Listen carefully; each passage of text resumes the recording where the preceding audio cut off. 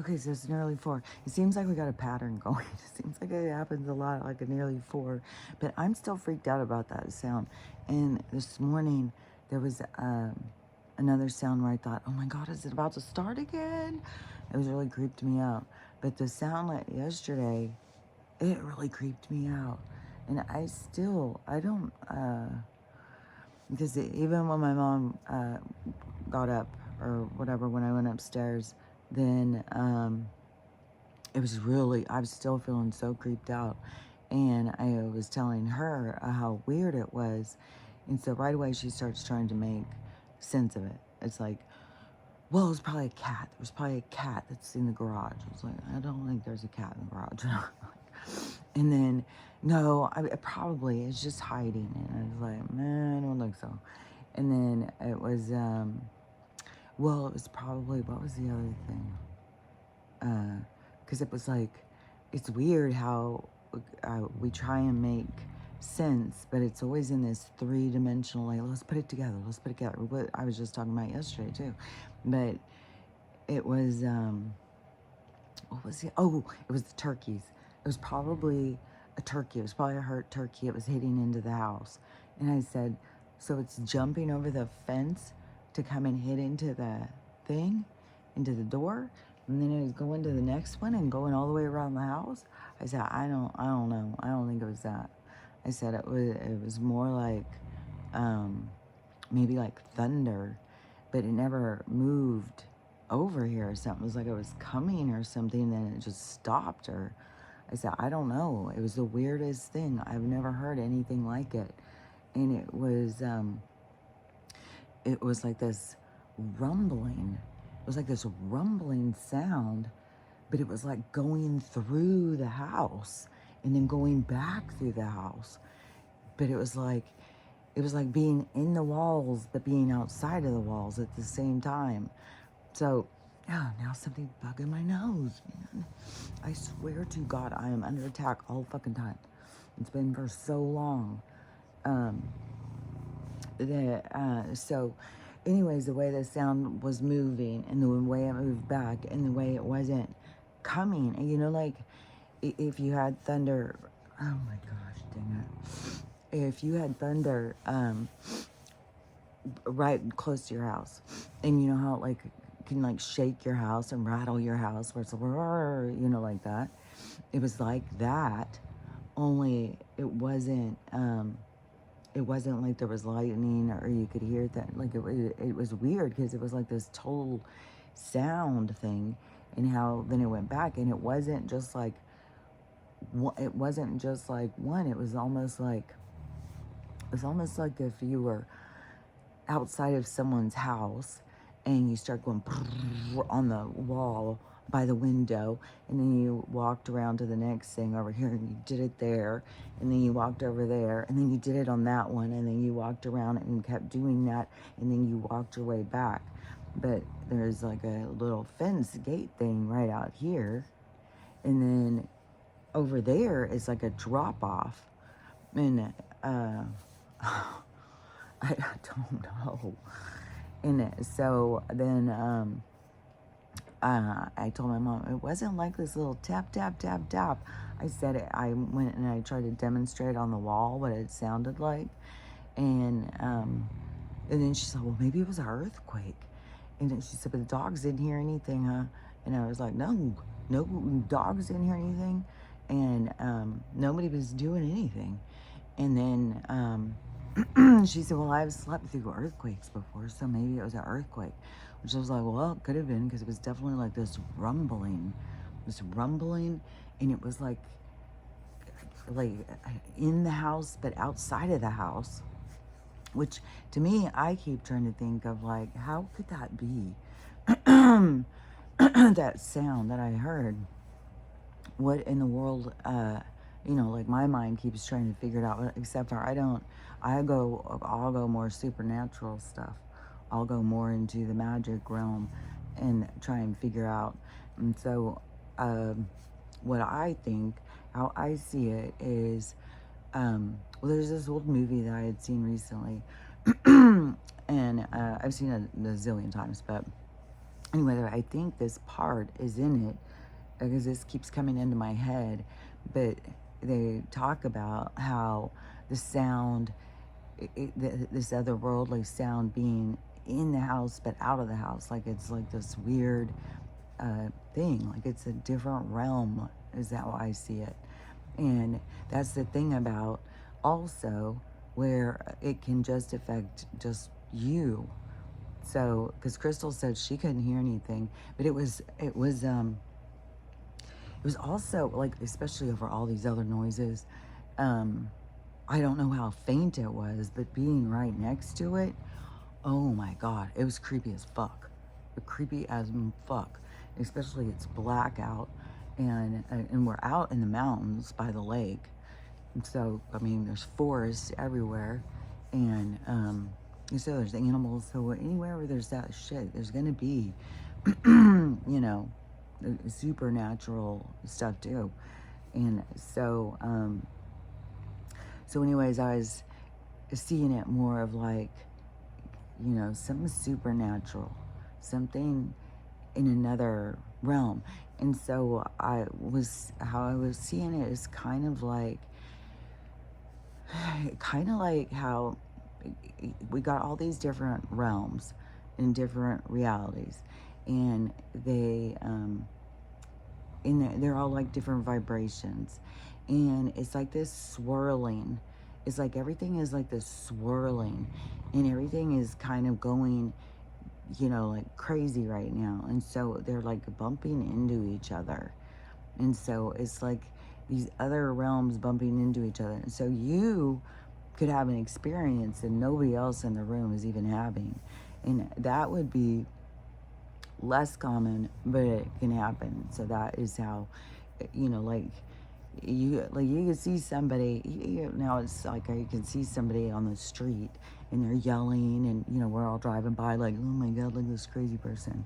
But yeah, okay, yeah, and I just saw that in a movie too. I didn't watch that movie though, but it started out where this guy was on the streets and he kept talking to this ghost.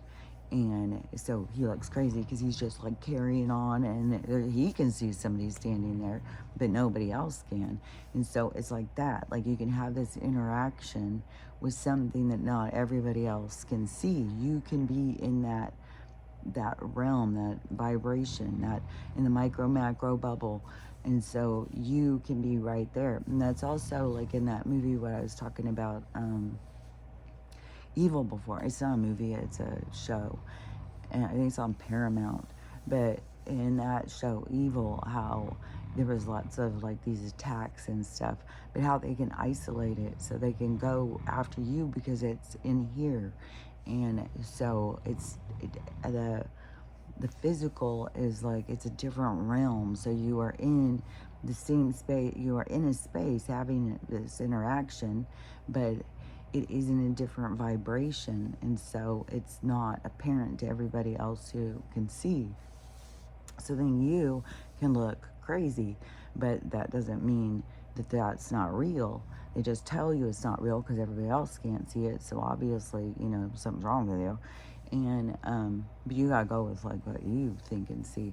But that's where I was like, if nobody else could hear it, then I was gonna feel a lot more like a lot more supernatural about it. Like, oh, so it's like some kind of, like, it wasn't an earthquake then, because, well, I mean, I still don't know for sure if everybody could hear the sound anyways, because there's all these other sounds in it. Whenever it's weird how the iPhone thing picks up the sounds and puts sounds louder and stuff. It's like it's deciding what we're gonna hear. So but if nobody else could hear it, see, then it would be, to me, it was like more supernatural of an attack, more of, you know, something messing with me. And that is also why I say you don't want to be interacting with them. But then it's hard when they push a fear thing, when they push that kind of like, what the fuck was that? That kind of thing.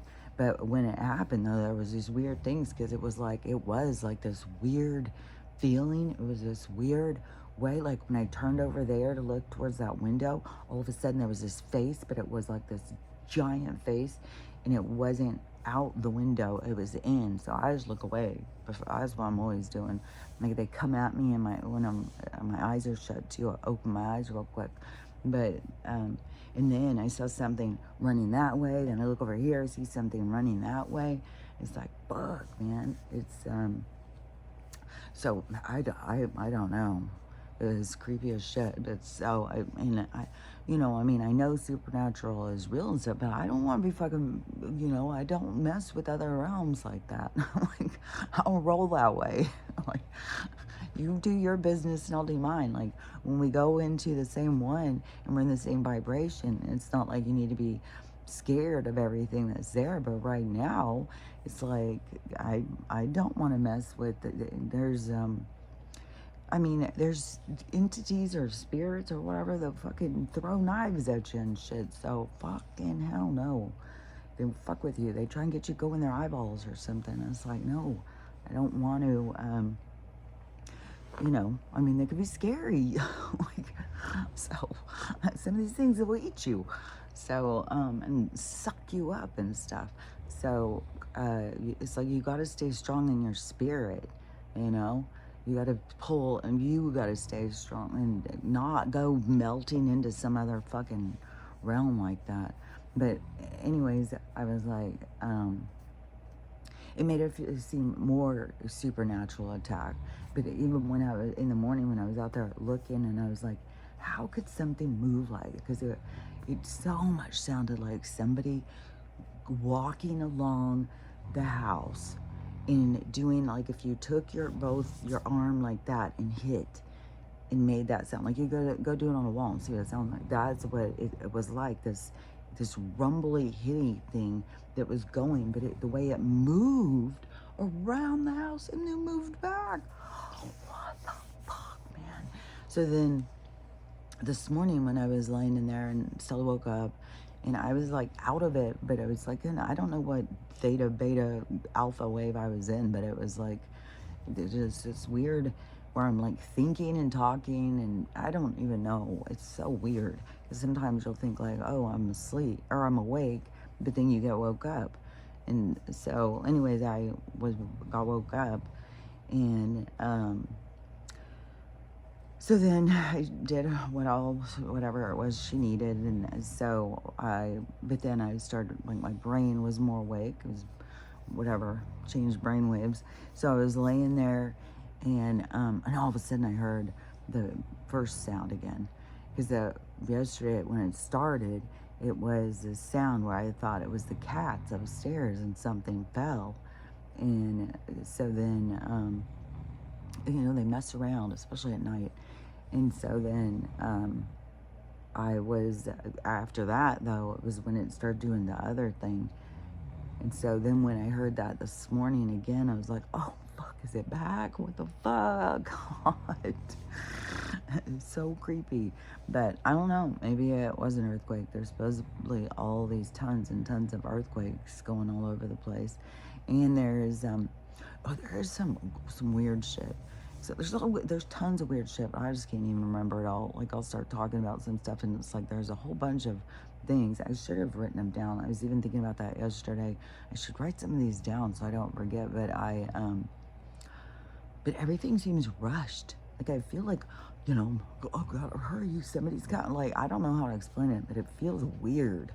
And like, I keep on not being able to get done with it. Like, I don't have that much to do. It seems like, go walk a dog, go walk her dogs. I do those litter boxes so I can take the trash down. I do my exercises. I try and walk the driveway 3 or 4 times every day. I don't know. And it seems weird. It's like, how is it like 8:30 or something at night and I am still just like, when I was able to get to bed at 6 before, it's like, what in the hell? I know my mom likes to chat, and, but it's like, it's not hours. It's like, I don't know. It's weird. Everything seems really weird to me. I've been saying this for years now, so, but it does seem weird. And it just seems to get weirder and weirder. I probably seem to get weirder and weirder. Which the trip is getting closer and closer. Today is his MRI, so we'll see what the results are of that, and what if they're going to be the next treatment or whatever is going to come next. So we'll see. I mean, everything is so intense. Like, somebody could say, well, I'm too tired, I don't want to do those anymore. Is I know somebody else whose mom died of the same thing. There's so many. It used to be so rare. It used to be, glio was so rare. Now it's like fucking popping up. Everybody's got, somebody's got one. And it used to, it was definitely, death sentence. It was like out of control. It's going everywhere. And, which I don't, I just saw a morgue person saying, like, when bodies are so full of worms and shit. It's like, fuck, man, you gotta do parasite cleanse, especially when you know that's what's eating people in this worm. Is like it's living off of people on the inside. It's just like so gross. I've been doing another parasite cleanse just thinking about it. It's disgusting. But anyways, so the what was I gonna say? But so their mom had opted out of the treatments, like, and I don't know if she ever did any of them, but it's hard, and some people don't want to do that. And then, I'm very much like, I would no way do their treatments, no way. I would do teas and all like natural stuff. And if it still kept growing, then I would be like, well, this is my out, guys. See ya. I'll be, and and I know, a lot of people start feeling that way, but to those of us who are staying, it's like, fuck, don't leave. Don't leave me here. And so, anyways, it's hard on any of us, but, and I sent a card to the family member, my number two's family, who I was family with for a long time, and now they had their son die, and so there's lots of stuff going in that family. Oh, so much stuff. And so I sent them a card, and these were the ones who I've talked about before, my sister-in-law, who thought I was so kooky because I believe in ghosts and you have a soul and stuff like that, and they're all science, and you don't, that's not real, that's sad that you need to think that way, but that's always a thing, it's like we're desperately trying to hang on. It's like, no, I just know I'm more than this. But I still, like, I've come out of my body, like, I know, I mean, you think, I really don't care. Think anybody can think what they want. I don't really care. But anyway, so I sent him a card, and I was trying to think how to, like, be real, but not, too much. So I just was like, I just heard, I'm really sorry, can't imagine the pain. And, I hope, even though we have different ideologies, I hope my words can give you some peace, and just said, that the energy doesn't die, it just moves into a different place. And they're always with you, and they're always trying to communicate with you.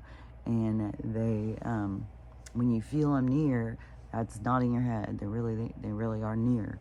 And so, it's just blessings, But anyways, so hopefully, that will, because I can't imagine having no beliefs like that, and just thinking that people just end, and the pain that is to lose somebody when that's what you feel. And that's why they think, like, people who believe in God or believe in the afterlife or whatever, it's like a crutch, because it's like, no, you just don't, you're disconnected from yourself. Plug yourself back into you. So hopefully that kind of ignites something in her, remembering, because it's weird how, so many people have forgotten who they are and what they are. They're so wrapped up in this shit. So anyways, I don't know how that'll be. But, I'm just send out something that's trying to be, true, and also acknowledge, but not be phony or fake, stick with who I am, because I don't believe you just end, and it does change it, and they do stay with you, and they are trying to always communicate with you. So Anyways, and I've told other people that, and then some people are like, yeah, I know, I can feel them around. These things happen, like a song will suddenly come on the radio that we always sang together, and then all of a sudden I'll start feeling like they're talking to me, and so like these kinds of things, that's real. It's not in your imagination. It's not just like, no, that's real. That's the kind of world we live in. Like the people around that you can't see can communicate with you through other means. So, but that's why you have to open your awareness, and so many people get caught off from it, and then there's the three-dimensional make sense of it. No, it's got to be this, it's got to be that, it's got to be the cats or the turkeys or something. It's like, no, it could be a lot of different things, especially right now in the world where everything is getting shook up and all these realms and shit is interacting. Like people are having all sorts of weird shit, going through, driving and going through portals and ending up in different places, ending up in different times, all sorts of shit. So anything can happen. And then that's where, you know, some of the people get so freaked out, and it is freaky. Like I still feel freaked out by it, like creeped out, like but it is it's not like something that you have to be scared of. Like I say, have awareness. Like, you know, like if somebody was coming after you, you know, you fight them, and it's the same in the spiritual world. If they're coming after you, you gotta fight them, but you don't have to go in and, you know, like that, because it's not like you'd have to be both in the same kind of belief that the physical would matter. And so it's more, to me, it's more like turn away, don't acknowledge them, ignore them. But it's weird though, because they can feed off of your emotions, because it's sending out an electrical charge. So it could have just been stopping by, scare somebody. They may just been going down house after house, hitting into windows and shit, scaring people just to feed off of it. I don't know. It's possible. So anyways, but another thing too, because there keeps being so much stuff about the 15-minute, you know, what they're trying to do to us. And all of a sudden I was like, oh my gosh, because, you know, I'm on my scramble now of like, man, I've got a lot of shit going out this month. Fuck. And so it makes the money tight. It's so crazy. Like, I don't know, you know, we are meant to live differently, that's for sure. And so, you know, trying to figure out the money situation. And so I was thinking about like, okay, well, I'm going to have for the car rental and gas, but there's toll roads everywhere. You got to pay toll roads all over the place. And that is, and I just heard I think it's in Canada, because there's Edmonton, because I'm sure there's an Edmonton here too, and then another place that they said. So these two cities, and then I was thinking, but I think that there's also in Canada has the same. There's so many of the same names in different places, and then the person in the news thing kind of sounded Canadian to me. So I don't know. It could be here, could be there. I'm not sure. But they are starting in the city council and whatnot, and on the news now, they're starting to normalize the, you know, this 15-minute situation, and they're gonna go for it. And so they're putting it forward to try and start doing all this, you know, climate saving theory that they've created, that is not, it's not even, they're lying about the whole fucking climate, they're lying about all that shit. It's all just to control us, and they make us think that it's for a good reason. It's a good reason. They gotta control us, it's for a good reason. They can go do whatever they want. We can't even use hairspray. It's like fucking, it's nonsense. So the so anyways, the going over there, and all of a sudden I was thinking, because they that's going to be a part of the 15, you know, is you're everywhere that you need to go. It's going to be so fabulous. Everywhere possible you would possibly ever need to go is going to be 15 minutes away from you, Well, if your family and shit isn't 15 minutes away from you, well, you're going to have to probably pay to see them. And not only are you going to pay, you're going to have to show your papers. And not only are you going to have to show your papers, but in order to have your papers, you're going to have to be compliant. So it's going to be so fucking controlled. But, um, but when I was thinking about going there and paying all those tours, it's like that is what the same. They've already been putting it in place, charging us to drive on this road, charging us if we're going to go over there. Oh, you've been on this road so long, well, you're going to pay another toll. And so that they've already been implementing this shit. And then they've been implementing the mind control part of it, like, you know, you got to be a good person. I mean, it's the climate, it's the earth, it's the world. It's like, and you don't even care about it. These motherfuckers don't care about it. They are fucking the mass slaughter of dogs. And I just got super upset, feeling in my heart, because they always are showing, all these rescue people are always showing these dogs that they're gonna use. You gotta get out here, you gotta go get these dogs. And there's certain places, California and Texas, is just like, fuck, man. Texas is like, Jesus Christ, man. People need to be arrested. That would be fucking hell. And I'm sure in California too, like, the misspending of the fucking money, I'm just so disgusted. It's just fucking kill. It's just so fucking sick. But there's one, is big old fucking mastiff, and it's trapped in the shelter. And I don't know, you know, how many people are gonna want to go get a big old giant dog, because everybody's scared of fucking dogs. And then the English mastiffs become very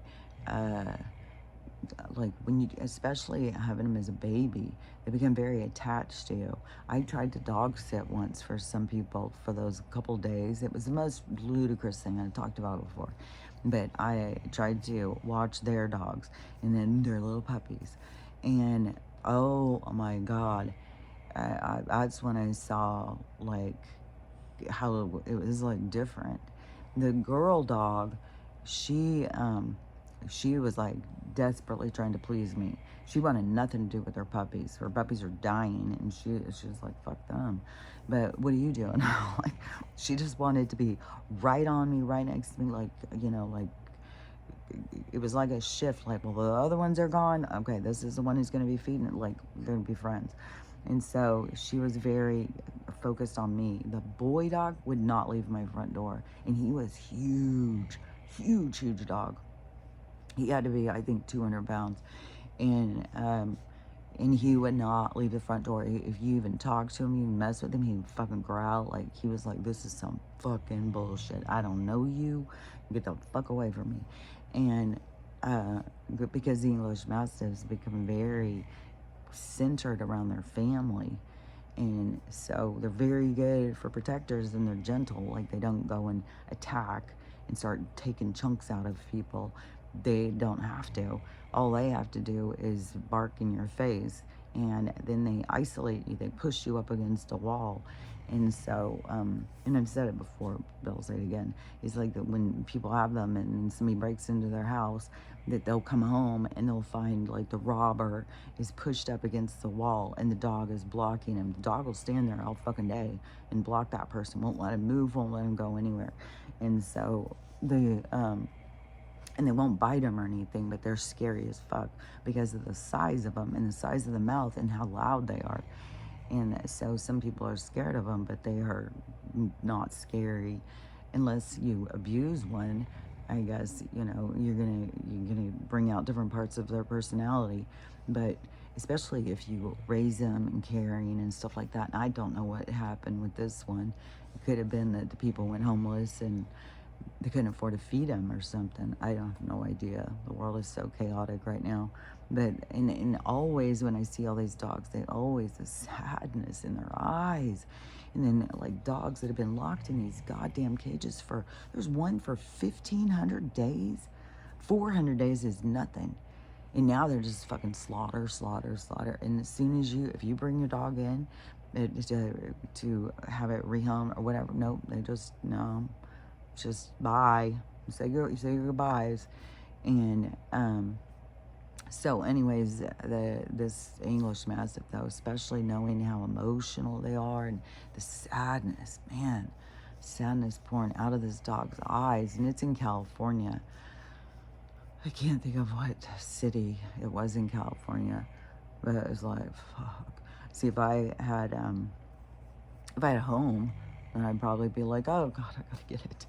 But then it's really risky. Two big dogs, that if they don't get along, so it's like you got to be careful over how you introduce certain dogs and stuff. Because I tried that with Millie.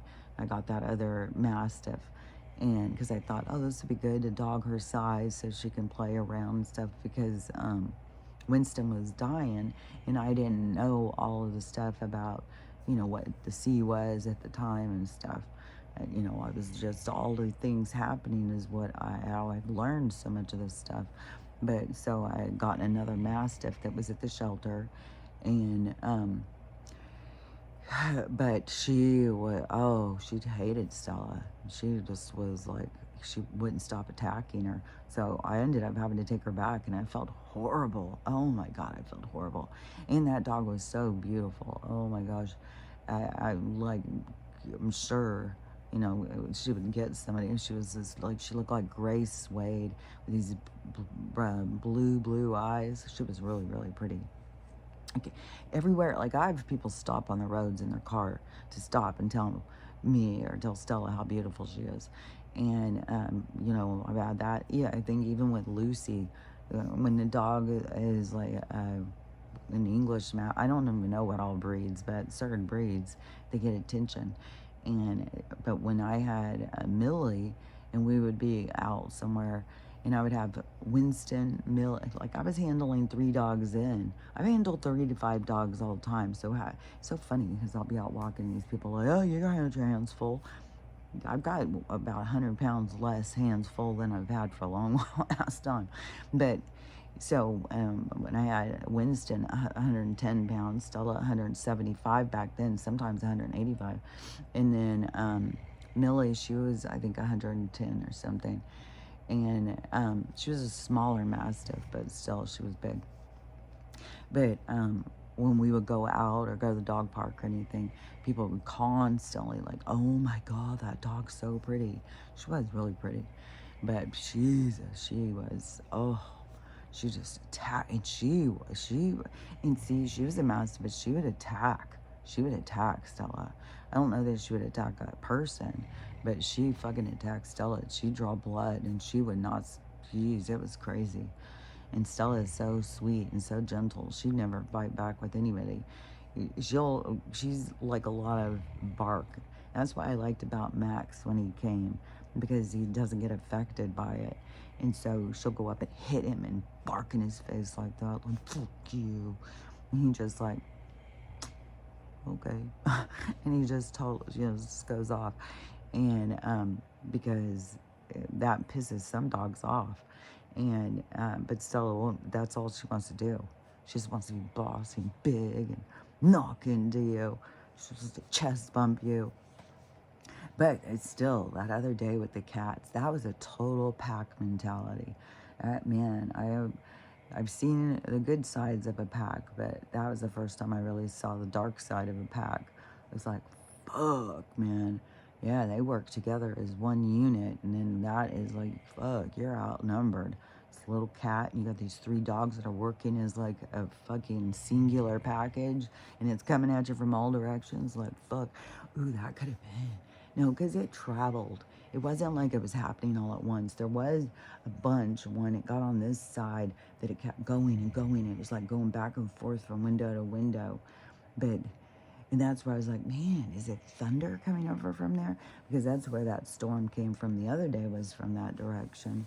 But I don't know. It definitely sounded otherworldly to me. Like it was outside the house, but in the house. But like it's weird, because like stuff where it's like in your brain, but you are your mind. It's not like it's really in your brain. It's in your experience as a being. And your mind isn't like your brain, your mind is like your your mind's eye. It's like your focus to your experience or something. So it's just different. Everything is so much different than how they say things, and then you talk about it, and it's like, but it's hard to explain this stuff because they've the way that they've turned things and twisted them, and so it's like I don't know. I feel like as we go forward, that things are going to become more easy to talk about or more clear because our reference is going to be changing in how we look at things and then how we see things. And there will be more people that will talk about things. And then, it's like almost like the development of new words or something. But then also we're going to go more towards telepathy. And I just saw it happening, but it was like it almost happens by accident. It's almost like people start realizing it's like you're someplace and you're thinking something about somebody, and all of a sudden they turn and answer you. Then it's gonna be like a lot of that. I think at first is going to be people start realizing like, oh, you could hear me? I was just thinking that. And they're like, really? I swear to God, I heard you say it. That's also like the being in and out. And that happened already with that one lady, but she was purposely doing it. She didn't do it by accident. She had seen, she was watching the thing about the telepathy tapes or whatever. So she decided to try doing it with her husband, and he was in the other room. And so she started calling him with her mind, and then he answered, and she freaked out. And so and he said he could hear, but that's what I'm talking about. Like when you're hearing with your mind, it's not like, it's weird because we think it's like going in our brains, I don't know, it's like we are this receptor and then this antenna. And so I don't know, because people just get so caught up in thinking like you need your brain, you need your pineal gland, you need this and all that stuff. And it's like that stuff isn't really real. The more you tap into just your soul, it's like it can hear things that other things can't hear. You can tap in and feel things that other people can't feel. You can see things that other people can't see. So that's what you're really trying to go into. You're going just into your mind, then it's almost like going into the three-dimensional. Let me think this through. Let's be logical. You know what I'm saying? And the supernatural is very illogical. It doesn't make sense. And believe you me, because you talk about it and you get told your whole life like how kooky you are. But so, anyways, that's the thing is, you think like you need your body, but your body is really an illusion. It's not really real. But it's real in the sense of like you can go feel pain, you can go get it cut open, you can go feel good sensations, you can go have taste, you can, all the different experiences you can have that it enhances your experience. But it's just like, it is like, okay, it's like in the movie The Invisible Man. And so but then he has to put the wrap on in order to be seen. So it's almost like we're like the Invisible Man, but then we have to put this wrap on, and then the wrap gives us this containment, but it also gives us this opportunity to feel, because the wrap gives this sensation into us so we can feel. And so, which I don't know, the Invisible Man can feel when he's doesn't have any, I don't know what his deal is, but anyways, that's what I was seeing. And so this gives us this opportunity to feel, but then it's like it's gone too far. It's like they've taken us into this experience deeper, into this realm of this weird illusion. And then they, to the point where they can cut us open. And it's so weird because there's so much of this stuff is because we see it that way. Because things are going to change a lot when we start seeing things differently. And, people's health. That's the thing that gets me so much is like there's so many people who have just surrendered their health. They don't have to do anything. What are they going to do? They can't help it if they're 50 pounds over. They can't help this. They can't help that. They can't. There's nothing they can do. They've tried it all. And it's like, well, there is. And when you think you've tried it all, it's like, well, it's probably because you have some emotional stuff that you are holding on to, which I just all of a sudden had this realization the other day. I was like, oh, I bet you. So my mom has bitched for years about, like, I'm still getting calls for her ex-husband. Now he's even dead. And she's still getting calls for him all the time. Even when I've been here, she's getting calls for him. They've been divorced for, I don't know, I think a couple decades. I don't really remember, though. I'm so bad with time. And time is so weird right now. So anyway, so she was still getting all these calls. Well, I was moving something down, and she's got so much tools and all this shit. Even these Home Depot big shelving things, he got them. And so I was moving some of the stuff. I was like, no wonder she's getting all these calls for him. All this stuff of his that she holds on to.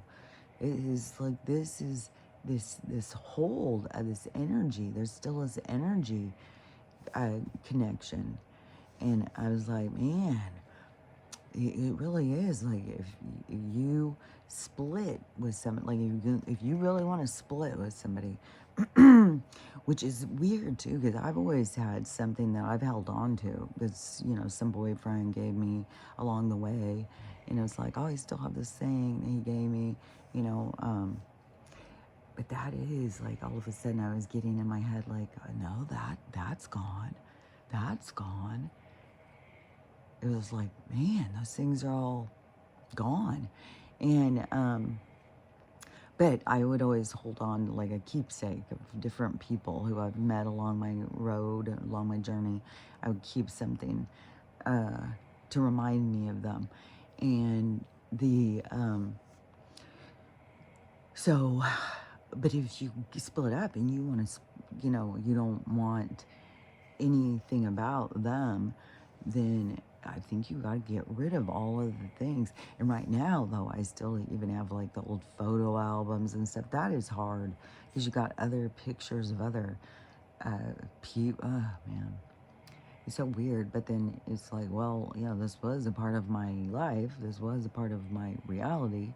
And I guess if it makes your stomach turn when you look at the pictures, then you still got some stuff going on that you need to work on.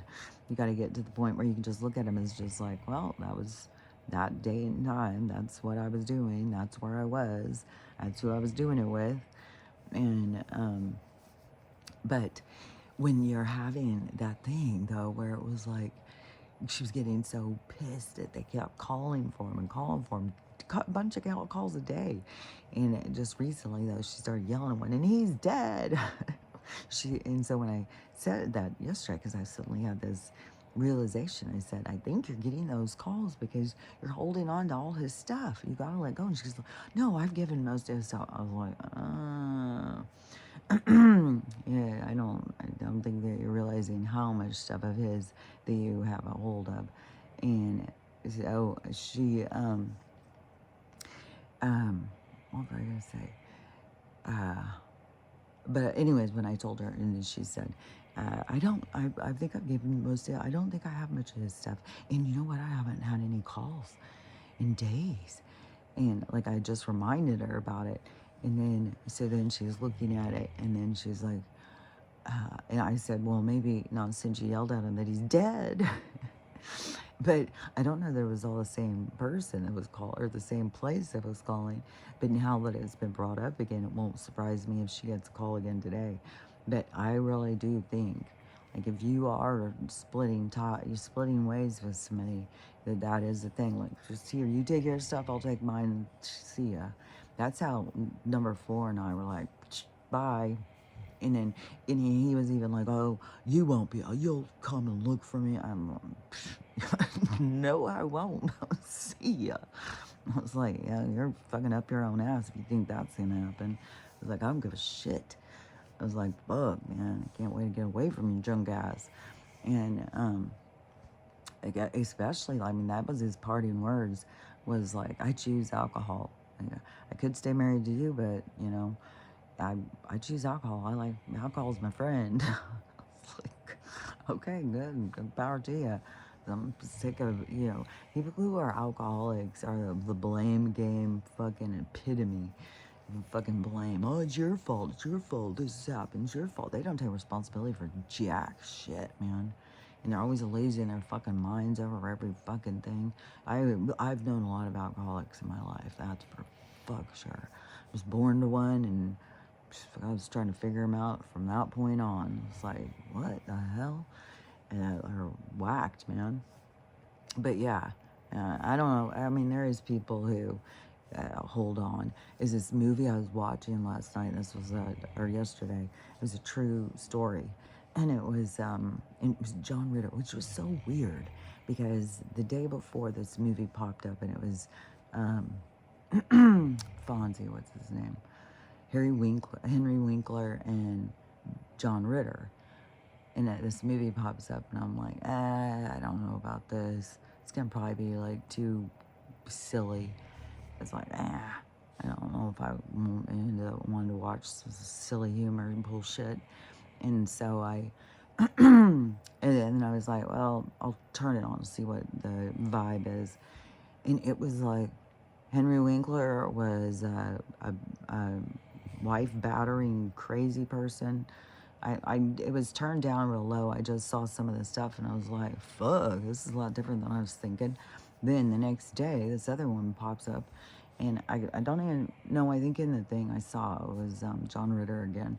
And so I was still just like, okay, it's going to probably be some silly kind of thing. Nope. It was him. He was the batterer this time. I was like, that is so weird. Yesterday he was the friend of the batterer. Today he's the batterer. And this one was a true story. I don't know if the other one was, but this one was a true story about this group of men that started the thing about how to stop being a batterer. Like a AA for domestic violence people. And it was curing people. They were getting better. They were learning how to control themselves. They were dealing with their anger and their issues from their childhood and their past. And so they were becoming, reasonable people. And so that's what the movie was about. John Ritter was one of the first graduating people in this thing, and how he transformed and stuff. But when he was with his wife, he was, oh my God, he's a dick. Such a dick. And then, but the desperation in the woman, oh my God, the desperation in the wanting to please him, to not get hit again. In the way that, even after he had stormed out, after he's beating her up and the kids see, and then, I don't know, his humiliation of being seen, and he stomps out of the house and runs to his girlfriend, which he had a girlfriend. Then the woman became so desperate, like, she just wanted him back. But she had older teenage daughters, and those ones will set you straight, man. They fucking keep you on your toes. And so she was just like, no, he's the horrible person. And I was like, yeah, which it said at the end, she never repaired her relationship with him. She was fucking done with him, like, when she saw, like, she knew, because mom's getting all beat to shit all the time. But also, you can't just say it's both people playing a game. But then because the mom started building her confidence, and she got a job, she started building her, then she was like, she's okay without him. But they ended up, after he, years later, I think they maybe got back together. I missed the last bit, but I did see that she said that the daughter never did rebuild, but he continued doing those classes and helping more people and stuff. So he stayed involved with the thing, and like that's like Domestic Violence Anonymous or something. And so when he had left though, and the woman was so desperate, and he goes over to his girlfriend's, and like she has years in there, like you have no idea what you're dealing with. Like, I mean, he's just such a dick at home, and then he comes and be nice to you. I was like, it's not going to take long before he's going to be a dick to you too. And so, and that's what happened, of course. And then as soon as he starts trusting, and then as soon as his ex starts standing up to him, because she's still trying to use her as his doormat. You know, he's having a bad day, call and fucking start going off on her. And she'd start hanging up on him. So once she started setting the boundary, start being like, bye, and I'm not playing these games with you anymore, then it triggered him more and more and more. And then when the new girlfriend, and she said anything to him, he almost beat her to death. And that's what started his whole thing, because the only way that she would not press charges, because the DA wanted to press charges. She's in the hospital and stuff. She's like, luckily that she didn't die. And when she said if he goes into domestic violence treatment program and stays the fuck away from me, I don't give a shit. So she wouldn't press charges if he would do the program. And so then he ends up getting in the program, which is an ordeal, because some of these people are so like got such a chip on their shoulder, and they're so fake and phony to some people, and then just going around just waiting for the people that are closest to them, just like, don't even fucking say the wrong thing. It's so intense when you live with somebody like that. And you're just walking on eggshells. Like there's this one part where she's sitting there clipping I fucking had that coupon thing before. Oh, you think this 35? Oh, that's real. Yeah, that's what you're doing with your day. You're saving us 35 cents. It's like, yeah, but so she's having that. But when he walked in, as soon as she heard the door shut, and she's just in there doing her thing, you know, and all of a sudden she hears the door shut, and it was just like, gee, I was just like, oh my God, I know that feeling. I know that, like, here we go. Here it goes. Another fucking day. I was like, fucking shit. It's so fucking miserable living like that. So fucking miserable. And then it just like how she just felt so trapped. And especially when you got small kids, and it's just like you got to battle them then. And it's like, oh my fucking God, it's intense. Some of the lessons that we are here to experience and learn are, fuck, man, hard ones. And, but I definitely, you know, you gotta stop the games. You can't go and play these people's games. They will fucking outplay you. They got nothing to lose. They'll fucking beat you to death. They don't give a shit. And then when you cut ties and you go and you do start standing up for yourself, and they will lose it, because you broke a pattern. And when you break it, you're also breaking it for them. So they will desperately try and find somewhere to fulfill that. And that's where, you know, sometimes you're pushing people to have to yield by you setting your own boundaries, which is good for them. You know, it's good for everybody involved. So every time that you stand, that's why, you know, when you make changes, it creates change. And a lot of people are like, well, I'm always the one who has to change. Yeah, but don't change to play more games. Don't play the game. Get the fuck out of the game. So, and whatever that is for you. I mean, it can be, you know, an assortment. It's a variety pack. We're all here to experience a whole bunch of different shit. So it's not like somebody can just give you the thing. You got to figure it out. And not only do you have to figure it out, but it's set inside you. The flight plan, you came in with it. So you got to tap into it. And sometimes you'll be super duper uncomfortable until you're on board. So it could be like, you were always just like this lady. She was always going to leave and go find this other side of herself, you know, where she ends up being an office manager, the dental office, and all these sides of herself that, you know, she didn't see. Well, I experienced that too. Like all of a sudden it's like, oh my God, I'm so much more like this. I'm so much more. You see yourself in a completely different way. And so that builds you up. It builds your confidence in yourself and stuff. And so that is, if that's what you're here to experience, you're going to be very uncomfortable in the experience until you're going in the direction you're supposed to go. So it's going to become more intense and more intense and more uncomfortable, more miserable. You're going to get so fucking miserable until you fucking go in the direction you're meant to go. And once you start going in that direction, it's going to feel like, oh, fuck.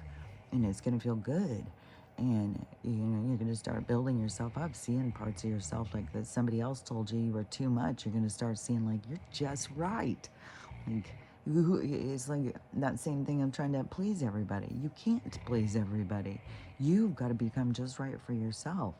That person can think you're too much. They can think you're not enough. They can think you're this. They can think you're getting everybody else's perspective, and it's all in how they look at things. It's what stands out to them. It's how they feel about things, and so then you're really getting yourself interfered with when you're trying to go and see and be through other people's perspective. And so that's why you have to come up with realizing yourself. And it's all set inside of you. So whatever you're supposed to experience and whatever you're going to experience, you come in with it. You come in with the knowing. That's what I'm always saying. You've got to tap into yourself. If people spend so much time trying to find somebody to help them figure out the cure, figure out the answer, show me the way to go, when it's inside of you. It's all inside of you. Nobody out here has anything for you, and except for it's different things, different parts of your experience, but your true answers are inside of you, and that's what you got to tap into. And then also on these things, where they're starting to push this agenda, which, they could end up being, some of these 15 places end up coming into fruition. I mean, over in England, they're doing some weird ass shit. This one lady is so fucking pissed. She was standing up to these people. She went out onto this, they're going out into these green, beautiful rolling hills, and they're just massacring them to put in all of these, what are those things called? The solar panels. So a whole fucking solar panel city thing. And she's showing how much garbage they're creating, like all this stuff. And all these guys that are the workmen and stuff are following around saying, you got to get out of here. You're not allowed to be here. You need to go. And she's like, no, I don't. I'm showing. And she's walking around with her thing showing and talking about them right in front. Like, she's ballsy, man. I've seen her in so many things. She's an older lady, and she's just ballsy. She's funny. But yeah, she's not fucking around. She's showing some shit. But they are just the fucking nonsense, the fucking bullshit, just all the time. And it's going to be, way up right now because it's to really push us for the change, because we are the one who creates the change. It's our outrage. It's our fucking bullshit meter. It's like fucking turning your bullshit meter on. And so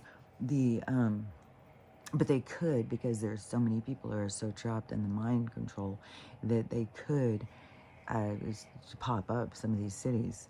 And so the people really get to see, like, oh, this is what this is all about.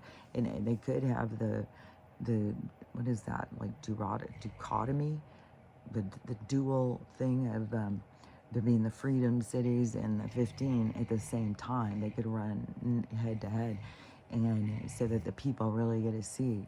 So even if you see some of those pop up, just, that doesn't mean we all have to go there. We're all going to be going towards where we vibe. And if you're not vibing with control and you're vibing with freedom, then there's going to be an outlet. It's like it's being built right now. Yeah, it's like when they come in with the state fair or something, but they got to put it all up. And so right now we are in the process of they're putting it all up, but it's coming. So, and things, everything in this reality, in this thing is falling apart. Their money thing, all their shit. And it's so fucking absurd too. In this Edmonton, whatever this one, we're going to build all these houses. Shit, people can't fucking afford your goddamn houses. So the corporation's going to come in these 15s and they're going to tell us, like, You have to pay $2,000 a month to live here. You have to work in 15, you get a couple blocks to walk either way where you're going to get your job. But also, you have to be compliant.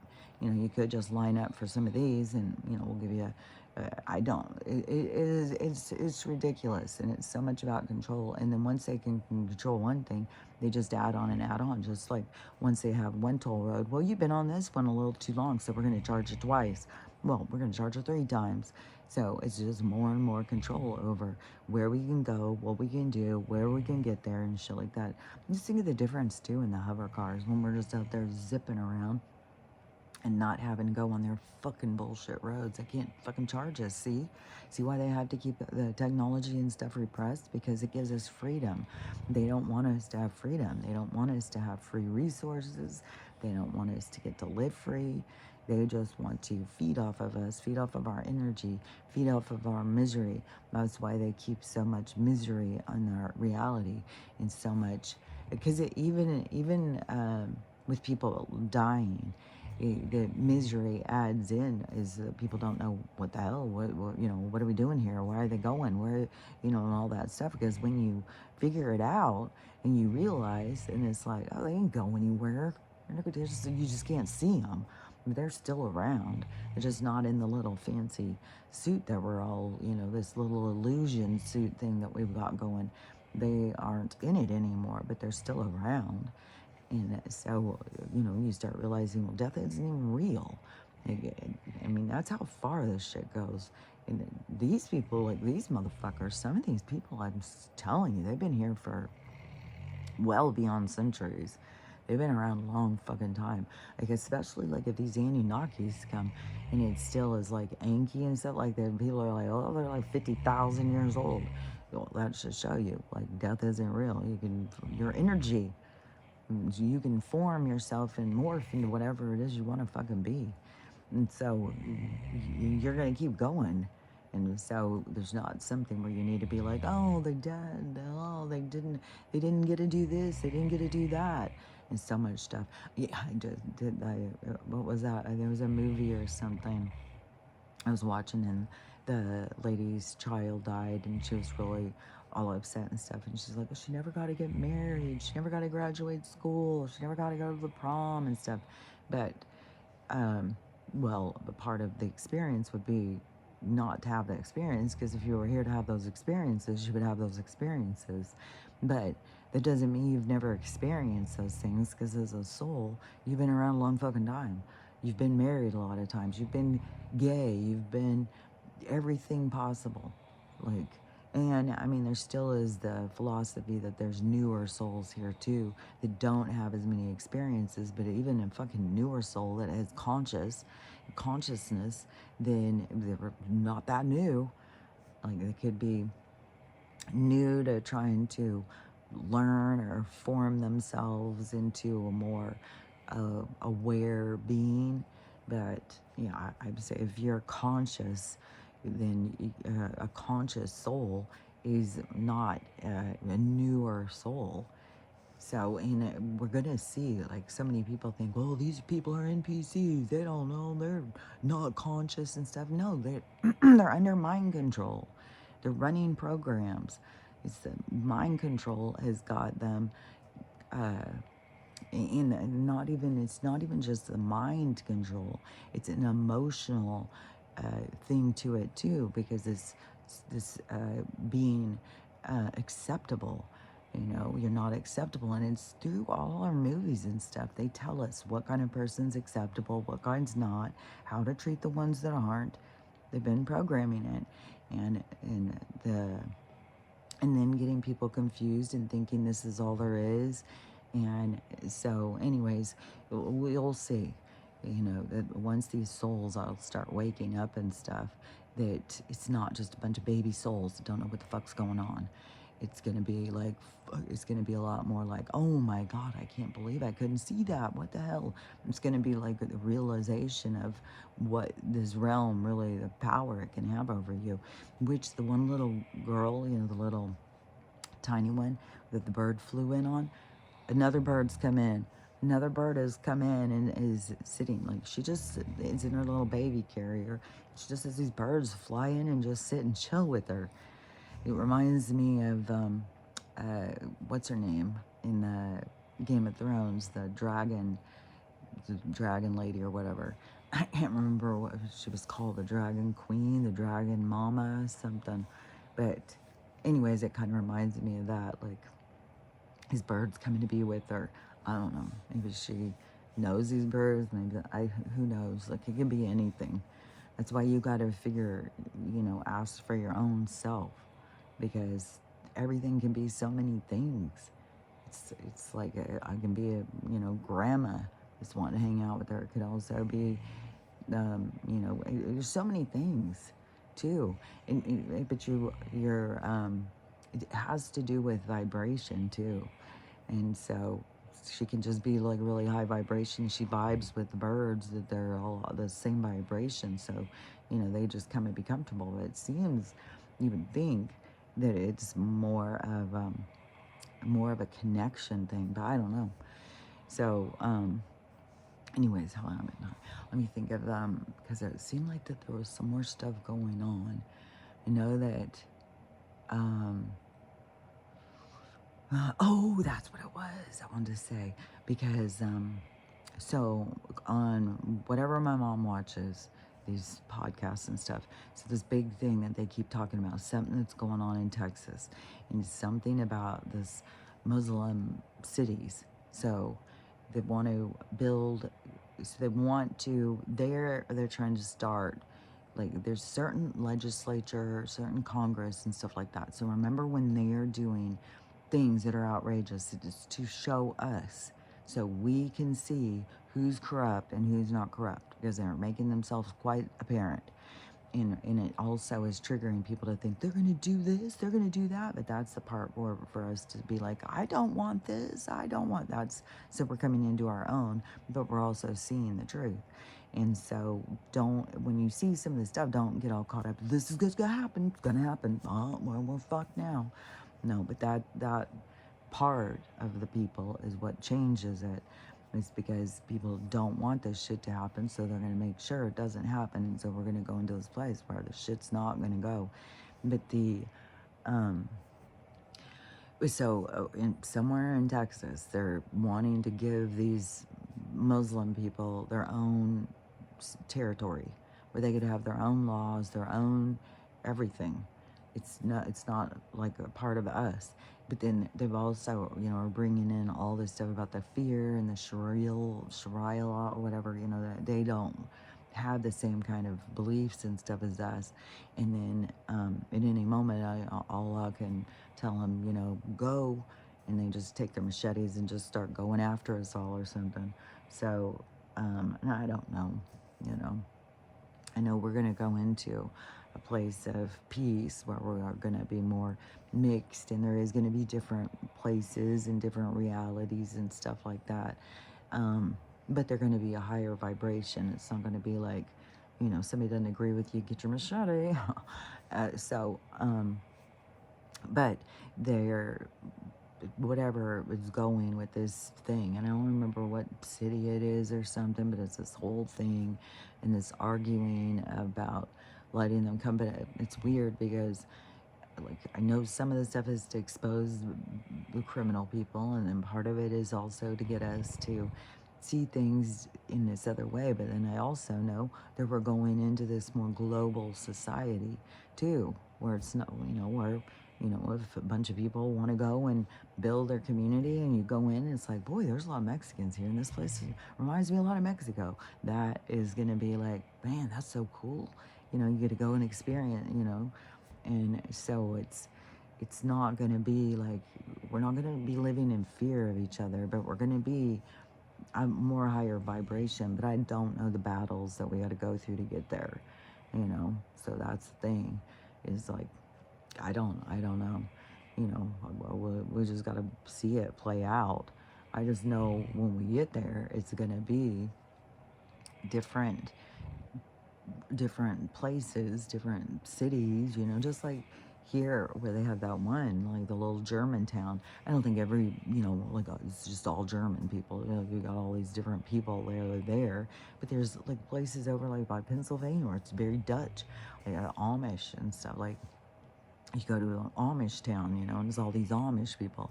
We go in there. It's not like we are worried the Amish are going to come after us with fucking rakes and hoes and machetes or anything, but that hasn't been sold to us in propaganda also, so that so we wouldn't if they were telling us all the time on the news, oh, you gotta be scared, those Amish are fucking crazy motherfuckers, and then we would be, you'd have people who would be scared shitless. So, but they pick and choose who they want us to have beef with or be fearful of, and so, but it's gonna be more like that, where it's like, you go into a community, an Amish community, it's got its own vibe, man. Look at how they're living. It's going to be more like that's what we're going to be more like. And right now we're all feeling invaded, and, they're trying to take this and trying to take that, but it's going to break down more and more, and I don't know how it's going to go. It's going to probably go in the same kind of coming in the back door, like the PETA showing us how the aliens are eating us. And how's that feel? What do you think about that? You still got the same thing? Like it's okay to eat other things? So, anyways, we just gotta, watch and see how things continue to play out. And there's so much going on in the sky. The moon is doing weird shit as usual, and it's suddenly taking a big jump in how big it is. It's not very gradual. It's like it goes from this to this, and it's going over here, and then it's over there, and then it sets. It's like it's the most weird shit. But there's tons and tons of stars in the sky last night or tonight, and so there's gonna be more and more filling the sky.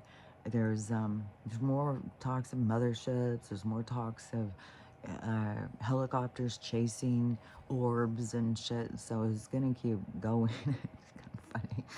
That is kind of funny. I was like, I don't know how I just saw it though, unrolling. Like, I don't know. That is so cartoonish. I don't even know how to explain. But it's like the people not seeing, but then how it has to be shown to them, and it is I don't know, it's very cartoonish. I don't know what it is. See, and then the aliens coming in and zooming around, and that's how the people start seeing. I don't know, but there's gonna be more and more of that stuff. But we also have other things going too, because we have the downfall of the empire, but we also have the planet that is shifting, and all of these big storms, and all. There's just so much stuff. So, but it's, it seems like scary and stuff, but it's really for our benefit. It's really, and when we don't get ourselves all caught up, like there's, I just saw this video of this person showing this serial killer in LA or something now. And he was caught on video with a screwdriver going in everybody's door in this apartment building, trying to jimmy these doors. And then he got to one, and the door wasn't locked, so he just moseyed in and killed some old man. And so people are like, oh, see, he could have got any of them. You can't be killed by somebody who's not meant to kill you. It's just the way it is. So, and even to us, how it could look like a complete stranger, that's not how it is in the soul world. And so, but they get us all built up and fearful of all these things happening, but there's nothing that can happen to you that's not meant to happen to you. Unless it's a part of your storyline, it's not going to happen. You have your own storyline, so don't interject yourself into all of the fear and trauma that's going on. You've got to be in observation, allow it, because that's those people's storyline. That's their lessons. That's their experience. And you can't stand up and try and stop everybody from having their experience. You just got to be like, it's like you're going down the street and everything's blowing up around you, and you're just like, okay, well, you just got to keep going. That's their life. That's their story. That's and you can't be affected by everybody's that's going. Otherwise, it's like you're dodging all this shit that's not really coming for you. So, and the more that you can find peace in the knowing and understanding that nothing can happen to you that's not meant to happen to you. You're not dodging things. It's not going to happen to you unless it's meant to happen to you. And if it's meant to happen to you, you can't get away from it. It's going to happen. And just like the things that are meant for you are going to come to you. You don't have to go out and pound on doors trying to find what it is you think you need. You got to let the things that are coming for you come to you. And that's easy street. But the part that's more difficult is like, because you look like a kook in this world. Like, well, I'm just waiting to the universe to show me what's next, show me where I'm going, show me what, it's like, okay, that sounds crazy to most people. So, anyways, but you got to be able to stand strong in your own beliefs. And when you do, the way that you do be able to start is to become able to stand strong in your own beliefs is the development of them. So it's going out and trying to figure out what you believe in, going out and do some research, listen to a lot of different people, and don't just go in and just like listen to one person. Oh, they've got all the answers, because there's tons of people that have lots of answers. There's lots of answers out there. It's like you got to put together all the pieces that make sense to you. And it doesn't matter if this person's putting these pieces together and you're putting totally different pieces together. So that doesn't make yours wrong or theirs right or any of that stuff. There's no wrong or right. It's all just a development. It's a development of experience for you to get to understand yourself and experience yourself and to develop yourself and it's like in all different categories. It's like in this vibration, in these traumatic situations. And that's another thing too, is like in that DV movie, where it was like, when you go and you're around people that are like you have compassion, because then you're not a bad guy. Things get out of control. I don't know how. Nobody taught me. My dad was always beating up on me. Like, so the people who go through the experience, they have compassion for each other. And that is one of the benefits of going through a lot of different experiences, because then you have compassion for other people's experience and what they go through. There's lots of people, like, they can be super judgmental of somebody who is homeless or somebody who's a drug addict or something. But you go find another drug addict, they would be like, they would have compassion or empathy for what the person's going through, because they've been through an experience that was similar, or they've walked that walk, or they've had that talk, or they've been through that. So, just like, any woman who's been through domestic violence, they may, say, they may be harsh, like, you gotta get the fuck out of there, but they also have compassion for the people who are in it, where there's people who have not had that experience that are just like, what, this stupid idiot, she can't figure out how to get the fuck out. It's like, but the women who have been through it, then they're like, fuck, you don't know what it's like. And so that's the thing of the gain of compassion, empathy for one another throughout the situation. And the more you have empathy and compassion for more and more experiences. So anyways, but that's a part of the growth of the being. And we are definitely, no matter what all is fucking going on in this place, we're definitely in a period of transition and growth.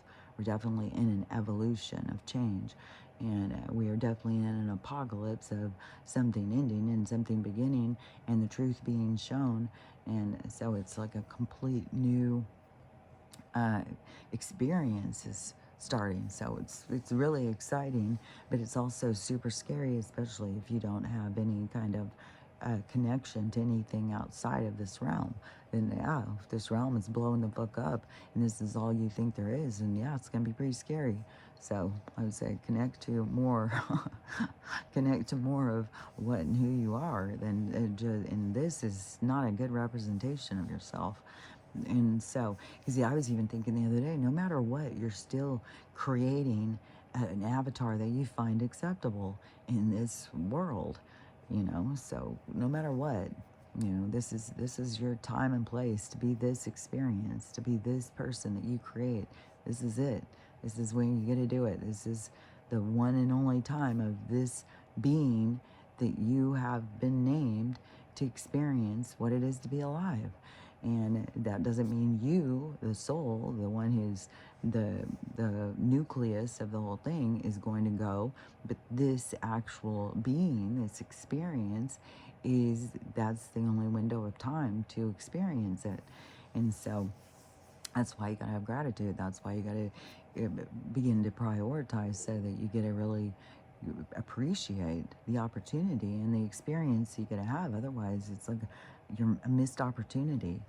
And so, anyways, let's just have a look at the hairline situation.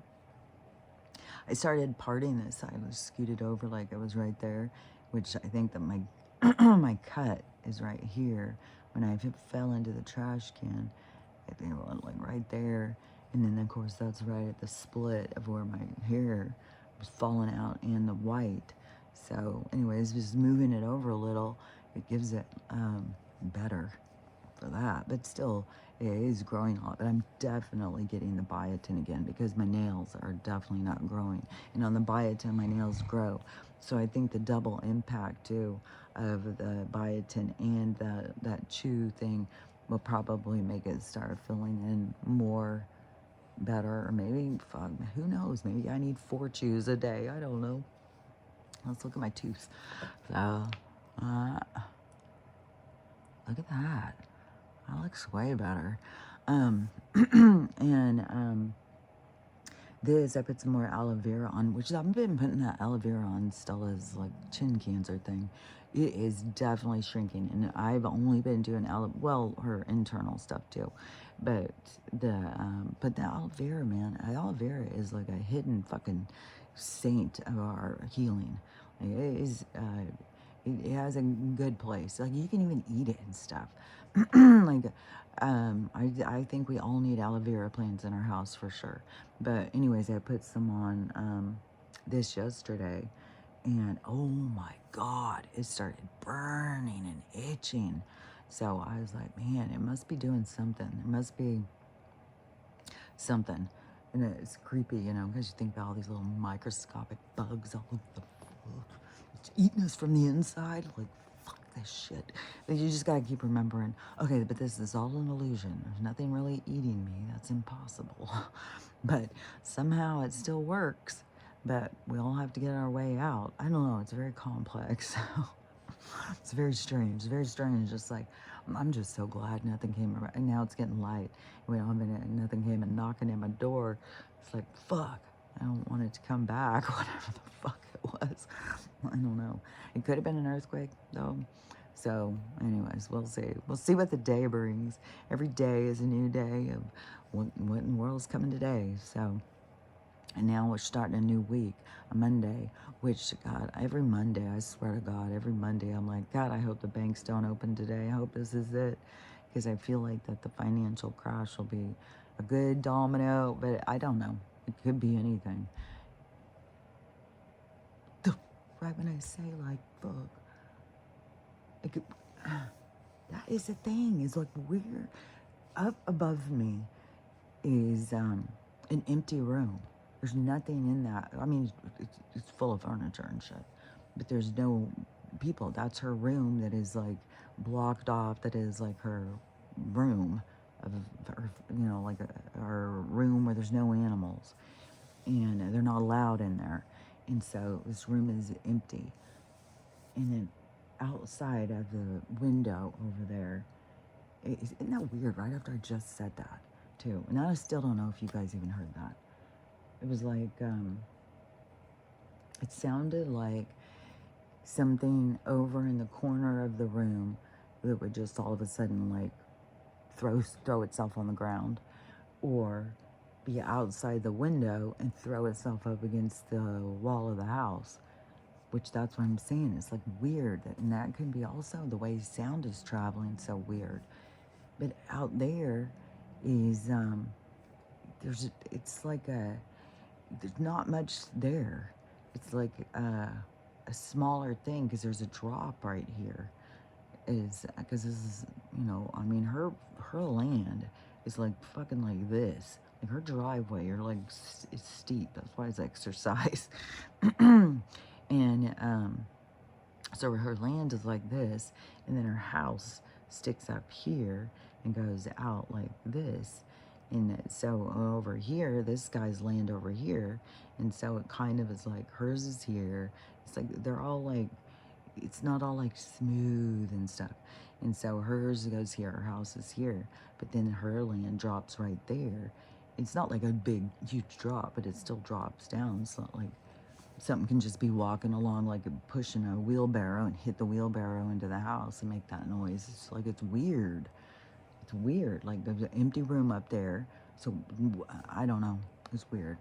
So I thought there would be no more weird noises, but then all of a sudden there's a pound over there. It's like, what the fuck? And then over here is where we have the little fenced off thing. And so she would say, oh, well, it's the birds. They're out there eating and hitting into the house or something. I don't know. It sounds much bigger than a bird. Sounds much bigger. So I don't know if you heard that one, but it was definitely like something just fell or something like a thud. So I don't know. It's not the same as a brrrr like that was going, but still, I don't know. There's lots of weird shit going on. So, anyways, we'll see what the day brings. But don't, like the spiritual attacks are real. There's shit out here. Like that's for real, for real. But it's also not something that you need to be in fear of because that's, that's our realm too. So we're just in this. It's weird. It's like going into this costume and suddenly being scared of the real world or something. I don't know. It's weird. And then they got to bring it in to show you, to get you to remember. I don't know. The whole thing's just weird. Everything's weird. But anyways, just remember, because I'm telling you, you can't go wrong. Learning how to love yourself, learn how to love everybody else, and how to have the day you want to have, because it's totally up to you. So anyways, talk to you again tomorrow. Bye.